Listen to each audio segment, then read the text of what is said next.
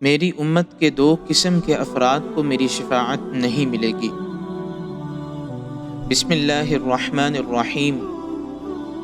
عن ابی امامۃ رضی اللہ تعالی عنہ عن النبی صلی اللہ علیہ وسلم، سیدنا ابو امامہ رضی اللہ تعالی عنہ سے روایت ہے کہ نبی کریم صلی اللہ علیہ وسلم نے فرمایا، صنفان من امتی لن تنالہما شفاعتی، میری امت کے دو قسم کے افراد کو میری شفاعت نصیب نہیں ہوگی، امام ظلوم غشوم وکل غال مارک، انتہائی ظالم حکمران اور غلو دین میں کرتے ہوئے دائرہ مذہب سے خارج ہو جانے والا۔